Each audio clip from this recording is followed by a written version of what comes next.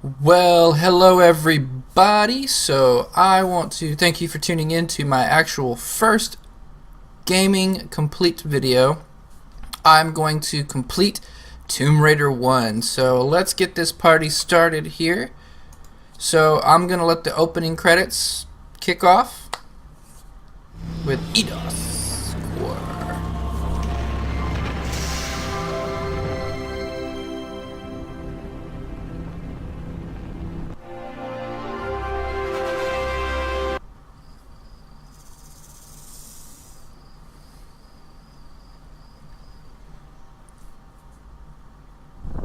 So I'm going to let the opening credits kind of zoom in first before I actually start anything else. So just as an FYI in case you were wondering, because I know people out there do wonder if what I'm doing.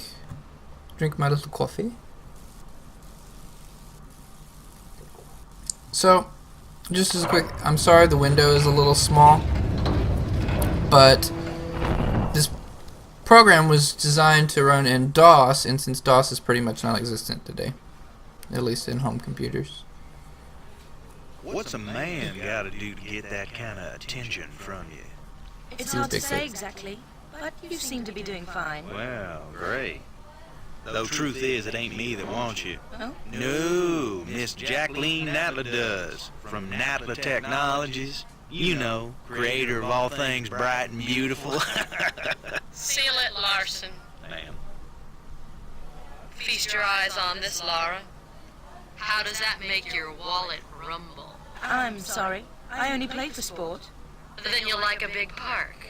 Peru, vast mountain ranges to cover, sheer walls of ice, rocky crags, savage winds, and there's this little trinket.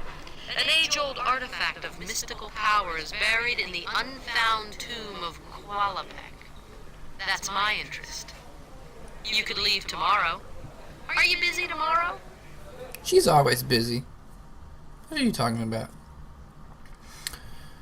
Alright, so let's get started. I haven't played this game for a very long time, and I've wanted to go and replay it because I want to play the new game. Surprisingly, that's what's on the screen now, but I want to play the new game, and I wanted to start from the beginning and play 1, 2, 3 all the way up to it. So that's basically what I wanted to do, so that's where I'm going to start today.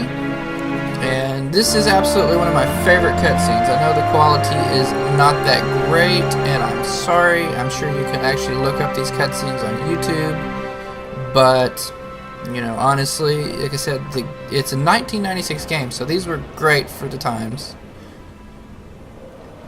But since then, of course, everything is great, and I might be able to fix this, but there's just so much finagling to do with settings on this thing that I don't really want to screw it up and, you know, not be able to play it. I've tried with bigger resolutions, and I'm sure there's a way around it, but I've spent an hour trying to figure that out, and you know, I just want to play the game, darn it. So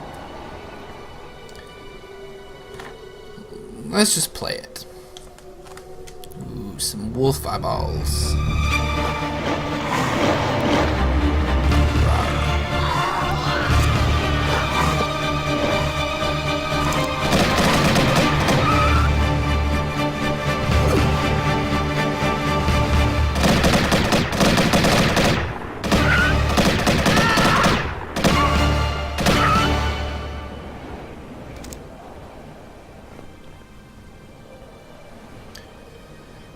Oh, poor guy. He got attacked by wolves.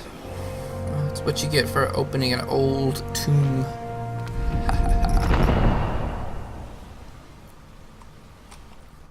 Alright, so let's get started. So, here we go. Off into the caves we go.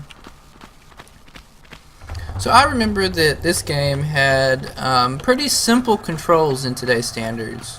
By today's standards. These are pretty simple because there's pretty much forward, back, jump, draw your weapons, which is spacebar. There's like a grab button and an action button. Then there's the jump button, forward, back, side to side. You can jump sideways, you can jump the other way, you can jump forward, you can do a backflip, boom. Well, that wasn't a backflip, but that is. And then there is a walk forward. In playing a lot of today's games, I've noticed there are a ton of different buttons. The key mappings are pretty extensive. You know, you use, W for forward, S, and E for action or whatever. There's so many buttons, and this game was so simple in that sense that there weren't a whole lot of controls to it, which made it really nice. She didn't have to aim. She automatically aimed, which sounds lazy, but this game's about puzzles. It wasn't a first-person shooter, so take it as that. And another thing that was really cool is that you actually had to hold down the control button to grab onto ledges. It wasn't an automatic grab like in today's time, where you just all of a sudden find yourself attached to something and you're like, well, how did that happen? Why? And so that's what made these games great, is they're all about the exploration, and the controls were not extremely sophisticated in the sense that you had so many buttons to do and you had to do combinations and all that other stuff. So that was fun. And you had to draw your guns whenever you needed them, which I know that there are some bats flying around here, because why? It's a cave. What's a cave without bats? Ah. An extra shot just for luck in case something was coming. And I remember this level had 3 secrets. We're gonna go over here, get those secrets, and what's she doing? She's twerking! Look, she's twerking. Can you see it? She's twerking. Hi-ya! And this was part of a bug in the game, is you kind of had to be in the ideal magic spot. There we go. In order to actually climb up on the ledge. Sometimes you just had to actually be in a specific spot to pick it up. Ooh. There we go. Get my medical pack. Jump down, and let's go about our exploring business, because that's what she's all about, is exploring tombs. Another tip for this game is that it's always better in levels to walk and not run unless you know where you're going. I happen to know that this is a very open level. There's only like 11 creatures in this first level, so I'm not too worried, and there's not any pits. Like, you could slide down something like that in later on levels and you fall into a pit of spikes and you die. And so walking is always a positive thing to do in this game. So let's go walk slowly to this switch, because you have to be, like I said, in the right spot, which I made it. Doors opened, and let's go. Boom, boom. Bye.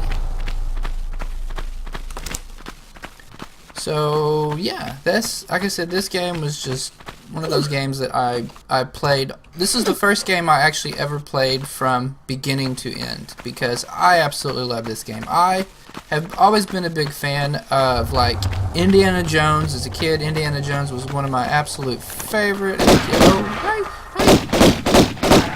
See, there's an example of how you should not run all the time. I almost ran off the edge.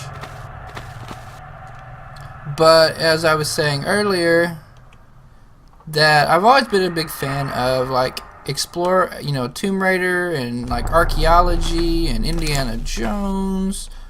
So when this game came out, I immediately wanted it, and I wanted to play it. And I've played all of the games except for the brand new one that came out that I really want to play, but I really kind of wanted to actually play them all the way through, just because it's great to compare games, because they're totally different, and the storylines, and there is a story. It's not just running around and shooting things, unlike today where most people do is just go around and shoot games. Is that one wolf down there? Is he? Yeah, he's alive. Let's get him. Get him. Hey, just in case I fall. Oh, he's gone. Poor Wolfie. I remember when I first played this game, I fell in there and I had no clue how to get out because, you know, this was a new type of game that I had never played, and getting used to the controls and all that fun stuff took some time to get used to, and I didn't quite understand the whole process when I was a wee one. So you know, once I got past pretty much the first couple of levels, I was great, and I played through the whole game. And then I played the second one, and then from there on. I don't really think I got it when it first came out. I think I got it when probably the third game came out, which was when, like, 1998. I don't remember now. I must admit, I don't know. But they came out, I'm pretty sure it was with the third one, because I got the gold edition, which there was the Tomb Raider 1 gold, Tomb Raider 2 gold, and then Tomb Raider 3, I think, even had a gold. And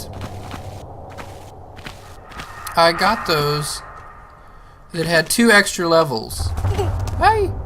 2 extra levels that you could play. There's a bear down that hole, by the way, so if you fall in there, you have to fight the bear. But I don't really think there's much in there. There probably is something in there, but you know what? I'm not going to mess with it because I don't want to. I hear some growling. Where are you? Hey! Hey! Hey!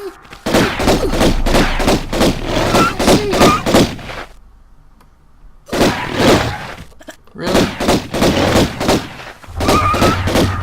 Okay.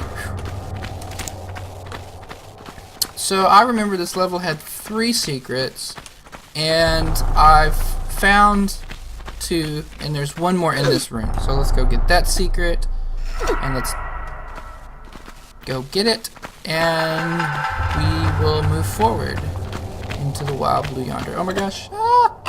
Made it. Whew. With the rotating plants. See? The plants rotate. Whee. Okay, enough of that. Go over here. There's a backpack of medicine. Wouldn't it be great if you could randomly find things along your day-to-day life, like a medical pack? Let's say you have a headache, and you're like, oh, I have a headache. And you walk down the sidewalk, and boom, all of a sudden there is a medical pack. And you're like, yes, full health. That would be great, I think. Then when you go hiking or something and you sprain your foot and you're like, oh, how am I going to ever get back? When you stumble upon a medical pack. Yeah. If only life was like games. You know, games where you can get shot 20 times. Not that I'm saying that I get shot on a regular basis, because I don't, but, you know, if you got shot, it takes like 20 shots to actually do anything to you. Oh, the magic of gameplay. I remember big controversies with games, you know, came out with like Grand Theft Auto and all of those, that people were like blaming it on Grand Theft Auto for stealing cars, when really that's your own fault. Whoops. Really, are you kidding? If you're not smart enough to realize the difference between gameplay and real life, then, you know, you're obviously dumb. Oh no, I forgot this one was timed. Oh my god. Oh my god. I gotta go redo that, because I was fiddling around. Whoops.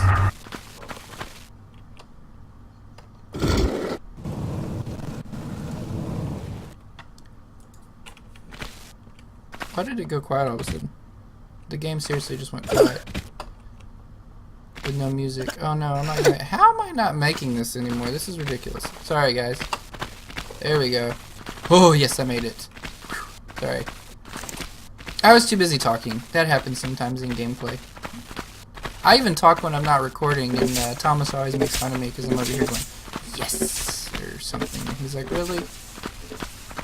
Really? I'm sorry, Wolfie. Ooh, this looks like sturdy ground. Oh no, it rocks. Well, luckily I knew I needed to go down there, but that'd be terrifying in real life. Not gonna lie, if you're just standing on something and it just drops from underneath you. That would be pretty terrifying. Do a little sachet walking, a little sachet this way.